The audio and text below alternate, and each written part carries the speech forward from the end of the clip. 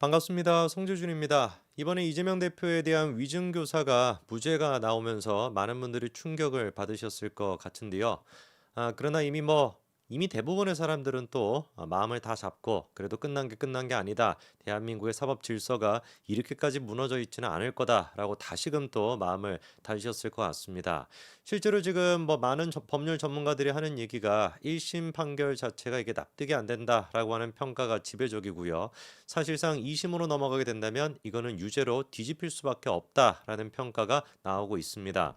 왜 도대체 그런 평가가 나오는 것인지 현직 지금 부장판사가 뭐라고 얘기하는지 그것도 이따가 제가 좀 소개를 시켜드리고요. 그리고 판사 출신 변호사부터 시작해가지고 거의 제가 봤을 때 한 90% 이상, 95% 이상 많은 분들이 공감하는 게 법률 전문가들이 공감하는 게 2심으로 넘어가게 된다면 이게 유죄로 뒤집힐 것이다 라는 겁니다. 모르겠습니다. 우리가 판사 한 명에 대해 가지고 개딸이 하는 것처럼 인신 공격을 하고 그리고 이 사람의 신원이 무엇인지 그리고 또 과거가 어떻고 어디 출신이고 이런 얘기까지 하고 싶지는 않습니다. 그러나 분명히 이번에 1심 재판 같은 경우는 이 판사가 이제 그 지난번에 이동재 기자에 대해서도 구속영장을 발부했던 그 판사죠. 그렇죠? 그때부터 좀 싹수가 노랗다 이런 생각이 들었는데 결국에 또 사고를 치는 것 같습니다. 그러나 그럼에도 불구하고 우리가 개딸들처럼 이 사람에 대해서 무슨 집단 린치를 하거나 그래서는 안 되겠죠. 자, 그러면 1차적으로 우리가 이번 재판부 판단에 대해 가지고 왜 도대체 납득하기가 어렵다라고 하는 것인지 그 이유를 좀 보고요. 저 말고 전문가들의 생각까지도 같이 좀 우리가 다뤄봐야 될 것 같습니다. 일단 직관적으로 이번에 위증교사가 명백하게 이루어졌다라고 우리가 봤던 이유가 뭐냐면 이재명의 녹취록 때문에 그래요. 녹취록이 없었다라고 한다면 증거가 없고 객관적인 증거가 없으니 그렇게 무죄가 나올 수 있다라고 설령 이해할 수 있다라고 해도 녹취록이 분명히 존재를 합니다. 그리고 그 녹취록에 분명히 이재명이가 김진성 씨한테 뭐라고 얘기하는 게 선명하게 녹음이 돼 있습니까? 그런 얘기 들었다고 해주면 되지 이렇게 얘기하거든요. 김지성 씨 같은 경우는 분명히 통화 도중에 기억이 잘 나지 않는다라고 몇 차례나 얘기를 합니다. 그런 김진성에 대해 가지고 이재명이 했던 얘기는 그런 얘기 들었다고 해주면 되지 이렇게 얘기하거든요. 이거는 빼도 박도 못하고 그냥 명백하게 뭐가 되는 겁니까? 위증교사가 될 수밖에 없잖아요. 그러다 보니까 법 쪽에서도 하는 얘기가 이번 판결 자체가 납득하기가 어렵다 이런 얘기가 나오고 있습니다. 거짓말을 요구한 사람은 무죄가 되어 이재명은 거짓말을 요구했는데 무죄입니다. 정작 처벌을 감수하고 그 부탁을 들어준 사람만 유죄가 된다라고 하는 이 재판부의 판단 자체가 납득이 되지 않는다라는 것이죠. 위증교사를 한 사람은 무죄고 위증을 한 사람은 유죄가 된다? 이걸 도대체 우리가 어떻게 이해를 해야 되겠습니까? 애당초 김진성 씨가 자기 재판이었습니까? 자기가 무슨 범죄 혐의를 받고 있었습니까? 아니거든요. 이재명을 위해 가지고 이재명의 부탁을 받고 그렇게 위증을 한 것인데 정작 위증한 사람만 처벌을 받고 교사범은 처벌을 안 받는다? 납득이 당연히 안 되는 거겠죠. 그렇죠? 자, 그럼 왜 도대체 이런 판결이 나오게 된 것이냐? 이번 이제 그 1심 같은 경우는 고의성을 인정하지 않았습니다. 이재명이가 위증교사를 했다라는 건 인정을 했어요. 위증교사가 있었음에도 불구하고 그 위증교사의 고의가 인정이 되지 않다 보니까 이번에 이제 무죄가 나오게 된 것인데 자, 그러면 도대체 뭐를 근거로 해가지고 그런 식으로 본 것이냐. 자, 일단 몇 가지 내용만 본다면은 이 고의성이 얼마나 중요한 것인지 여러분들이 아실 수가 있는데 자료 한 가지만 좀 띄워주시면은요.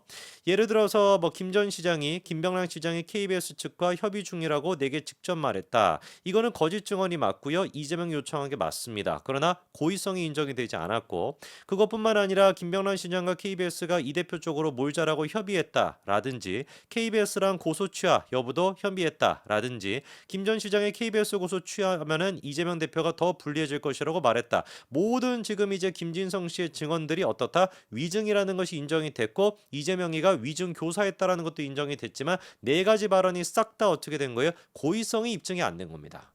그래서 딱 한 가지 이유예요. 고의성이 없었다. 네 번이나 위증을 했고 네 번이나 위증 교사가 있었다라고 봤음에도 불구하고 고의성이 없다 보니까 이재명이가 무죄가 된 것인데 뭐를 근거로 해가지고 그러면 고의성이 없다라고 본 것이냐? 크게 몇 가지가 있습니다. 첫 번째 같은 경우는 이번에 재판부가 그렇게 얘기했어요. 김진성 씨가 재판 증언을 할지 여부가 통화가 이루어졌을 당시에 확실치 않은 상태였다. 그리고 또 두 번째, 어떤 내용으로 김진성 씨가 증언할지 그것 또한 마찬가지로 정해지지 않은 상태였다. 이거를 가지고 지금 이재명의 고의성이 없다라고 법원이 판단한 것인데 개떡 같은 소리죠. 그렇죠? 아니, 증인이 정확하게 증언을 하러 갈지 안 할지 그걸 어떻게 우리가 확신할 수 있습니까? 천재지변이 발생할 수도 있는 것이고 나가겠다라고 하는 사람이 갑자기 안 나올 수도 있는 것이고 숱한 이유가 있는 것이죠. 원래 애당초 증인이라고 하는 존재 자체가 증언을 100% 하러 간다 이거는 없는 겁니다. 그렇지 않습니까? 원래 그거는 없는 거예요. 100% 어떻게 확신하냐고요. 그러면 이게 100% 확신 안 했다라 그래가지고 위증교사가 안 된다라고 한다면 누가 도대체 앞으로 위증교사로 처벌을 받겠습니까? 그리고 또 김진성 씨가 재판에 가가지고 막상 뭐라고 증언할지 확인을 못한다? 그게 이제 확신할 수가 없다? 당연히 확신할 수가 없는 것이죠. 그게 확신이 안 되니까 위증교사를 해달라고 하는 거 아닙니까? 김진성 씨가 100% 뭐라고 증언하겠다라는 확신이 있다라고 한다면 뭐하러 이재명이 그 사람한테 전화를 4번이나 걸고 뭐 비서까지만 동원해가지고 전화를 걸고 기억이 그냥 뭐 안 난다라고 해도 뭐 이렇게 들은 걸로 해주면 되지 이런 얘기를 뭐하러 하겠냐고요. 애당초 그러니까 증인이라고 하는 것은 나갈지 말지 확신치 않은 것이고 나가서도 뭐라고 얘기할지 모르는 겁니다. 그렇기 때문에 위증교사를 하는 것이죠. 근데 이거를 가지고 오히려 이재명에 대한 무죄의 근거로 썼다? 이러니까 도저히 우리가 납득이 안 된다라고 보는 겁니다. 그리고 또 이게 납득이 안 되는 판결이었던 게 뭐냐? 말씀을 드리는 것처럼 녹취록에 분명히 뭐라고 있었습니까? 기억이 안 난다라고 했음에도 불구하고 이재명이가 들은 걸로 해주면 되지 그런 얘기 들었다라고 얘기해주면 되지 이게 명백하게 위증에 대한 고의성이 인정이 되잖아요. 근데 법원에서는 그게 아니라 어디에다가 초점을 뒀냐? 녹취록에 이재명이 이런 얘기를 해요. 기억나는 대로 있는 대로 말해달라고 요청을 했다라는 겁니다. 아니 이재명이가 처음부터 끝까지 기억나는 대로만 얘기해 주세요. 있는 대로만 얘기해 주세요. 라고 얘기했으면은 그렇다라고 쳐도 아마 아까 방금 제가 말씀을 드린 것처럼 들은 것처럼 그냥 해달라라고 명백하게 위증을 얘기하는 내용도 들어가 있음에도 불구하고 그 내용을 인위적으로 지금 법원이 무시했다라고밖에 볼 수가 없습니다. 그러면서 덧붙이는 얘기가 시킨 사람은 살인범이 A를 죽일 것으로 예상했는데 정작 그 살인범이 B를 죽였다라고 한다면 그 B에 대한 살인죄를 인정하기는 어렵다라고 하면서 김진성 씨가 정확하게 증언을 할지 말지 이 사람이 뭐라고 증언할지 예측이 안 되기 때문에 방금 제가 말씀드렸던 그 예시를 빗대어 가지고 고의성이 인정이 되지 않는다 이런 개떡 같은 판결을 내린 겁니다. 자 그리고 또 이재명의 우리가 고의성을 명확하게 알 수 있었던 것이 텔레그램을 통해 가지고 변론 요지서를 보내주지 않았습니까? 근데 이 변론 요지서에 대해서도 이번에 이제 김동현 판사 같은 경우는 뭐라고 이거를 봤습니까? 상식선에서 벗어났다라고 보기 어렵다. 살다가 저는 이제 증인에게 변론 요지서를 보내주는 게 상식적이다라고 판단하는 이 판결이 나올 거라는 거는 예상을 못했습니다. 진짜 막장이죠, 그렇죠? 그리고 그렇게 변론 요지서를 보내주는 것 자체가 방어권의 일종이다라고 하니까 참 진짜 할 말이 없습니다. 자, 이런 어떤 그 판결에 대해 가지고 현직 판사분께서 뭐라고 지금 지적하고 있냐? 이재명 대표의 행위가 위증교사가 아니라고 한다면 김진성 씨가 왜 처벌을 감수하고 위증을 했는지 그 부분에 대한 내용이 판결 전체에서 가장 납득하기가 어려운 부분이다. 판결을 쓰는 과정에서 부분적인 데 집착하다 보면은 큰 틀을 못 볼 수가 있는데 그런 경우가 이번 판결 아니었나 싶나? 이런 지금 지적이 있고요.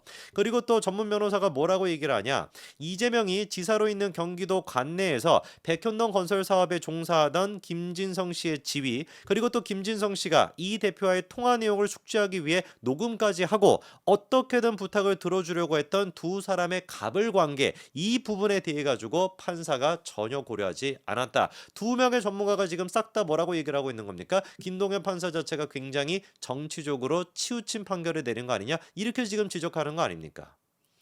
위증교사 문제 같은 경우는 작년에 이재명에 대한 체포 동의안이 이제 가결됐을 당시 유창훈이조차도 영장실질심사에서 소명이 됐다라고 판단했던 부분입니다. 그러다 보니까 많은 전문가들이 이거만큼은 징역이 나올 것이다. 진짜 구속이 될 수도 있다라고 기대했던 부분인데 김동연이라고 하는 희한한 인간 한 명으로 인해서 약간 이재명이가 시간을 벌었다라고 할지라도 이재명의 운명을 뒤집을 수는 없습니다. 이미 이재명의 운명은 결정이 됐고요. 선거법 위반 한 가지만 가지고서도 이재명은 골로 갈 수밖에 없고요. 요 지금 얘기도 수많은 법률 전문가들이 얘기하는 것처럼 2심에 넘어가면은 반드시 유죄로 뒤집히게 될 겁니다. 여기까지 말씀드리겠습니다. 감사합니다.